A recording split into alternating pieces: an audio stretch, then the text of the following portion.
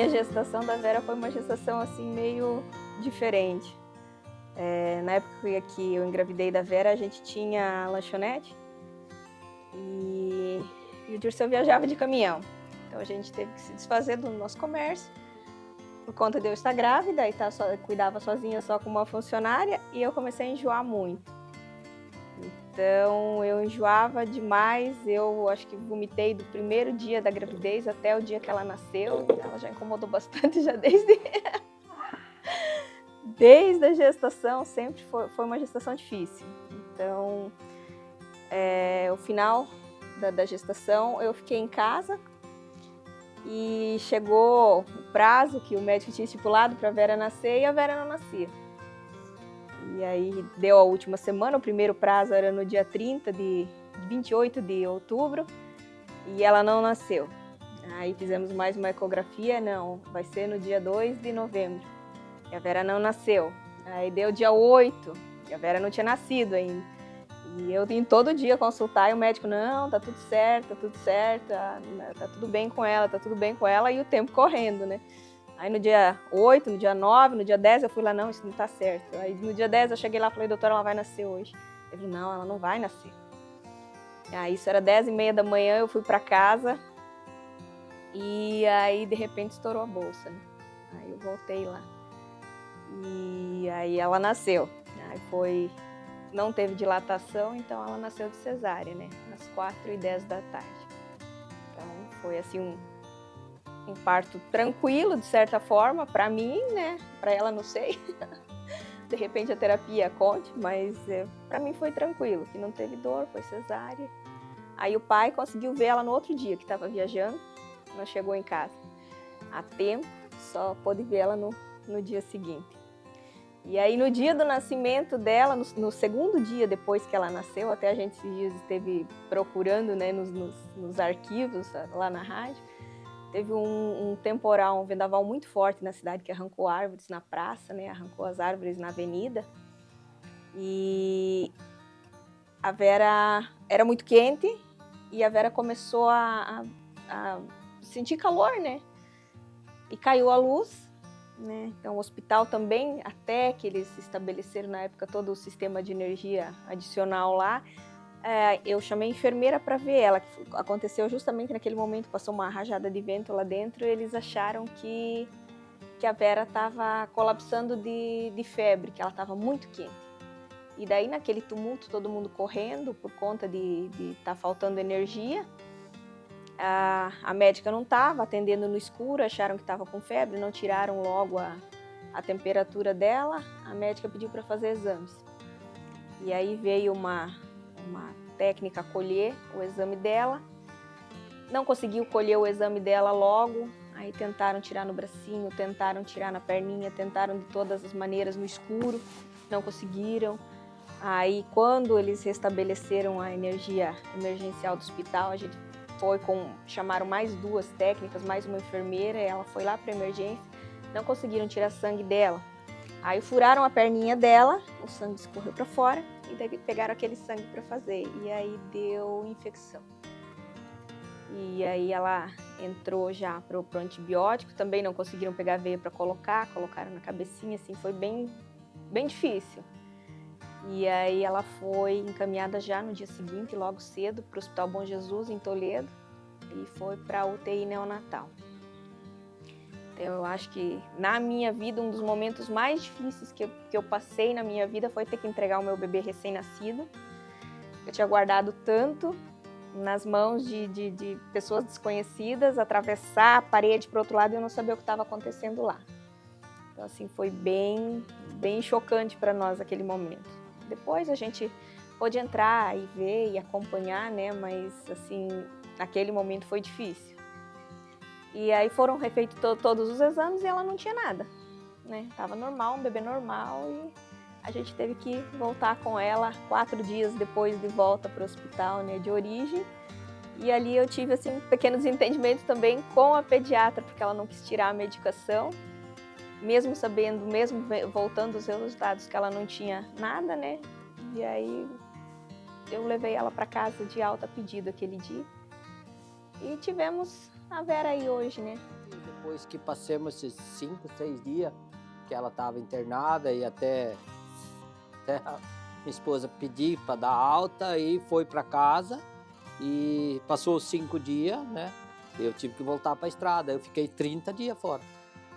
30 dias fora, porque era a última pegada, sabe, indo pro fim do ano, né? Sabendo que fim do ano a gente ficava parado com o caminhão, né? Então daí eu fiquei 30 dias trabalhando, daí parei, daí para entrar em férias, daí eu consegui ficar em casa até janeiro, né? E assim foi durante anos, cheguei a ficar mais tempo fora, 50 dias fora de casa. Então não tem como eu falar que eu consegui acompanhar ela que nem a mulher, né? Não teve como. Mas com 3 meses e 5 dias, quando a Vera estava com 3 meses e 5 dias, a gente colocou as coisas no carro, chegou na frente da casa do patrão dele e falou, ó, ela tá indo junto viajar.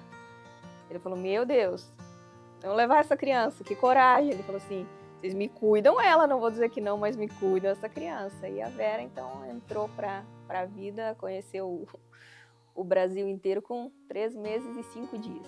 A Vera, a princípio, ela não conseguiu, ela chorou muito porque ela queria fazer o infantil e ela não pôde fazer o infantil porque foi justamente o ano que ela entraria para a escola que teve a transição dos 8 para os 9 anos da educação, né? E aí ela não pôde ir. Então, quando chamaram a gente no colégio para dizer, ó, ela vai só poder participar no ano que vem, nossa, ela quase surtou. E daí eu falei, não. Sentamos na frente da escola Criança Feliz, eu falei, a mãe vai te ajudar. Aí a gente foi na livraria, comprou todo o material, né, como eu já tinha formação no magistério, e na época a gente não viajava com ele, morava na cidade, falei, a gente vai fazer o infantil em casa. Então a gente começou a estudar em casa. Na época ela adorava assistir Ana Maria Braga. Então eu dizia, a primeira coisa, ela de manhã cedo já tinha que assistir Ana Maria. Então ela levantava, assistia o programa da Ana Maria Braga na televisão e depois a gente sentava e fazia atividade. Então foi o começo dela. Então quando ela entrou para o primeiro ano, ela já tinha todo esse preparo, ela mais que os colegas, né? Porque quando você tem uma professora em casa que te atende individualmente ali, tu consegue fazer um trabalho diferenciado. Então, quando ela entrou para o primeiro ano, ela já tinha uma carga um pouquinho maior que os colegas dela, né? E dali para frente, sempre ela se destacou. A Vera até na escola, a gente tinha problemas com ela, porque a professora sempre dizia nos relatórios, é muito comunicativa, ela conversa demais. Sempre conversou demais. E ela na escola, ela desde o começo, desde do primeiro ano, ela tinha uma questão que ela era líder na sala. Ela fazia e os outros acompanhavam. Então ela puxava os outros e os outros iam atrás dela. A Vera na escola sempre se destacou, né? Sempre foi uma menina muito inteligente. Toda vez que a gente ia lá, assim, eram muitos elogios na questão da aprendizagem, né? E essa, para ela, na época, isso era um problema, né? Só que ela conseguiu canalizar isso para um lado que favoreceu ela, né? E assim, depois entrou no magistério. No magistério ela também era do mesmo jeito. Ela sempre organizava, ela trazia, tanto que aqui em casa sempre foi um polo de meninas. Aqui isso era toda semana, tinha trabalho de escola, vamos aonde? Na casa da Vera. Aqui em casa isso era a semana inteira, tinha menina dormindo. O quarto dela era cama de casal, e colchão no chão da sala, e colchão no chão do quarto dela, e ela sempre trazia. Aqui em casa sempre foi, e isso continua até hoje, né? A Vera, ela desde pequena, ela dizia que ela tinha uns 4, 5 aninhos, ela já dizia que ela queria uma gaita. Que eu quero uma gaita. Da onde surgiu a vontade da gaita? Ninguém sabe. Mas enfim, queria essa gaita. E aí eu sempre dizia assim, a gente vai ver. Não, você é muito pequena ainda, a gente vai ver. Aí quando ela tinha 11 anos, daí teve uma divulgação, né, da Escola de Artes que começaria a ter aula de acordeon e sanfona. Então, mãe, eu quero ir. Mãe, eu quero ir. Na época a gente estava assim, numa situação um pouco mais delicada, né, financeiramente, e uma sanfona é um instrumento um pouco mais caro, né? Aí eu falei, meu, o que eu vou fazer? Daí um dia ela chegou e falou pra mim, isso era no mês de julho, nas férias de julho, quando abriu as inscrições de novo, né? Tu mesmo não vai comprar, mãe, pra mim uma gaita? Tu não vai me pôr pra fazer aula? Aí eu falei, não, já que você tá insistindo tanto, vamos atrás então. A gente foi lá, fez a inscrição. O único horário disponível era das 9 às 10 da noite. E aí eu trabalhava fora já na época. Aí a gente foi lá na Empório Musical, na época que tinha em Marechal, e comprou uma sanfona parcelada para ela, em 10 vezes no cartão. para conseguir fazer. E aí o nosso horário disponível era das 9 às 10 da noite e a gente ia lá de moto. Botava a sanfona nas costas, eu levava ela. Então ela fez as aulas. E aí começou a se desenvolver, o professor Adelar me falou, ó, chamou um dia lá no final do ano, falou, mãe, esse instrumento é pequeno para sua filha e ela tem capacidade. Então, se eu puder te dar um conselho, compra um instrumento maior para ela, porque ela tem potencial. E aí foi o que a gente fez, né? A minha mãe, na época, a minha mãe e a minha avó se juntaram e a gente foi atrás e comprou, fez uma equipe para conseguir comprar a gaita para ela. E ela continuou daí nas aulas. E aí, com essas apresentações de gaita que ela estava fazendo, então na época ela cantava com a Manuele, o vô da Manuele então ajudava bastante, levava elas faziam apresentações, tocavam em aniversários. E aí ele tinha conhecimento com o Davi Wolff na rádio, né, na Rádio Marechal, e conversaram, vamos lá tocar na rádio um dia. E foram lá tocar na rádio. E aí a Vera, como era muito comunicativa, conversava bem, e daí na escola mesmo, no magistério, ela tinha feito algumas vinhetas de divulgação dos trabalhos e tudo. O Davi convidou ela para ir fazer um estágio na rádio, só para ver se ia dar certo, né, como é que ela ia sair. Aí ligou para nós e perguntou, vocês teriam disponibilidade de trazer ela à noite no meu programa? Pode ser às 6 horas da tarde, para participar comigo aqui, fazendo... que eu vejo potencial e futuro nessa menina. Aí a gente sentou e conversou, eu falei, vamos levar ela, né? Não vai ganhar nada, né? Mas já vai aprendendo, né? De repente é uma porta para o futuro, né? E aí foi o que a gente fez. Aí todo domingo à tarde a gente colocava ela no carro, levava ela. Os primeiros dias a gente participou junto, depois a gente ia passear, né? Arrumava alguma coisa para fazer enquanto ela ficava na rádio. E daí no final do horário do programa do Davi, a gente buscava ela e vinha para casa. E assim foi um tempo, né? E ela continuou indo, daí pegou o primeiro programa da noite, depois ela já tinha um programa durante o dia e foi indo. E dali ela saiu para ir para a difusora, né? Quando saiu da Marechal foi para a difusora. Mas tudo começou com a gaita, com o convite do Davi, com ela ir à noite lá para fazer esse estágio. E se desenvolvendo ali, foi a porta que abriu. A gente fica feliz por estar dando certo para ela, né? Pouco que a gente pôde ajudar e agora ela está remando praticamente sozinha, né? Sempre precisa do pai e da mãe, vira e mexe ainda precisa. A Vera, quando ela estava no segundo, terceiro ano, ela vinha da escola, daí quando ela encontrava dificuldade, aí a gente na época tinha uma casinha velha aqui na frente, a gente sentava ali na porta e daí ela resmungava e churumingava e dizia, mãe, eu não consigo, eu não vou conseguir. Daí eu sentei, conversei várias vezes e dizia, filha, não tem nada que você não vá conseguir. Você pode fazer qualquer coisa, você pode fazer tudo, desde que você acredite e se dedique. Se você disser que você não vai conseguir, de vez você não consegue. Você diz, não, eu vou conseguir. E se dessa vez não der certo, eu vou tentar de novo. E se não der, tenta de novo, porque vai dar certo. Você é capaz de fazer qualquer coisa, mas tem que acreditar. Eu acho que internalizou isso, né? Às vezes até demais, porque tem vezes que eu penso, não, eu podia ir um pouco mais devagar, né? Mas ela pegou bem isso pra ela. Ela tá indo pra frente, é um orgulho. Quando eu era pequena, ela sempre me cuidava.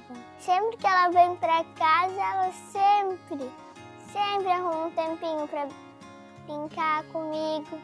Mesmo que seja só um abraço.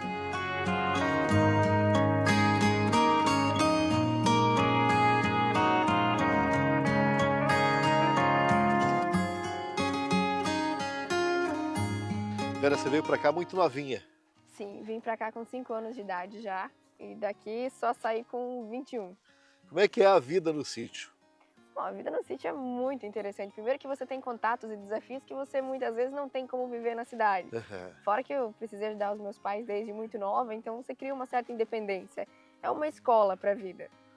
E hoje a gente tá gravando uma manhã fria pra caramba aqui. Você tava me falando quando a gente saía lá da cidade que se lá tá 5 graus, aqui tá quase 1. Exatamente. É muito frio aqui, muito gelado. Sempre uns 4 graus menos do que na cidade. Até porque você vem descendo da cidade, vem descendo. Quando você chega no fundo da grota, você chegou na casa do pai e da mãe. Você vai ver que tem um pouquinho de mistura de sol e sombra, mas enfim. Então, tudo que tem da tua história sempre tem uma boa lembrança daqui, Vera. Sim, a maior parte do meu desenvolvimento foi que eu viajei um tempo com o pai e a mãe. Eles tinham caldo de cana antes de eu vir morar aqui, nesses 5 anos.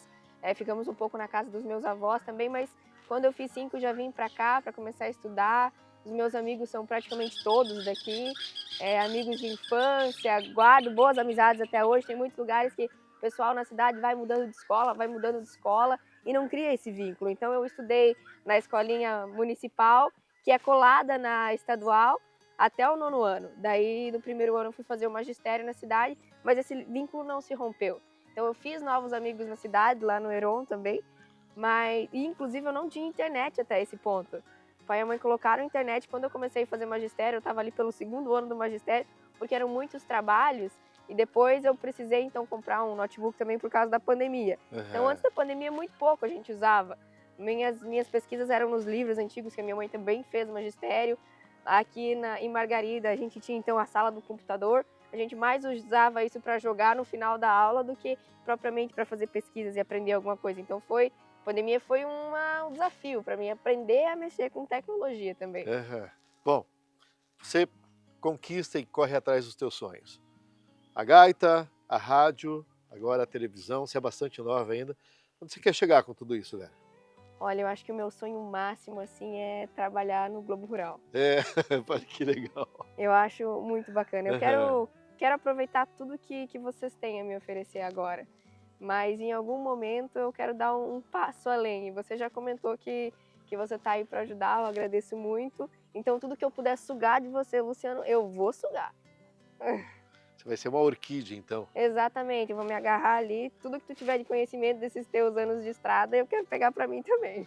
Quando você ficou acompanhando, eu não queria que você acompanhasse essa história que a tua mãe e teu pai estavam contando agora. Passou um filme na cabeça aí, velho?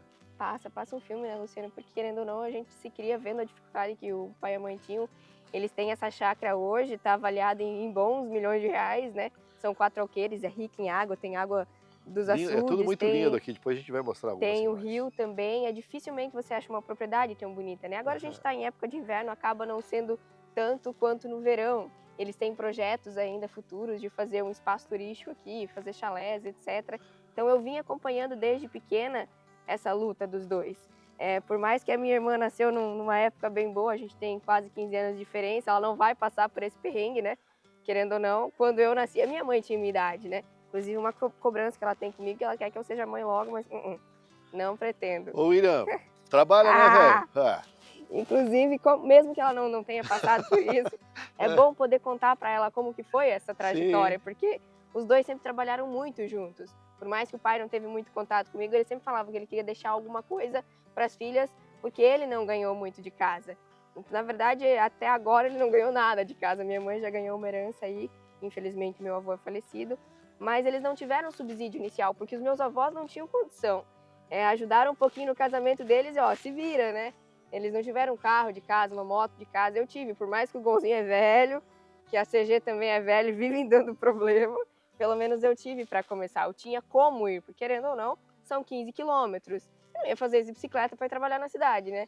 Mas com uma motinha, por mais velha que ela fosse, por mais que eu passava por barro, agora tem asfalto aqui, mas era barro, era no frio, era com capa de chuva, se estava chovendo ou não, eu dava um jeito de ir, porque eu tinha na minha cabeça que eu não tinha o direito de reclamar, porque para eles foi muito pior. Então, algum dia eu quero estar tão bem para poder dar uma velhice digna para eles. A mãe em casa é professora. Exato. O pai motorista de caminhão na estrada e nunca deixou faltar nada. Nunca deixaram faltar nada.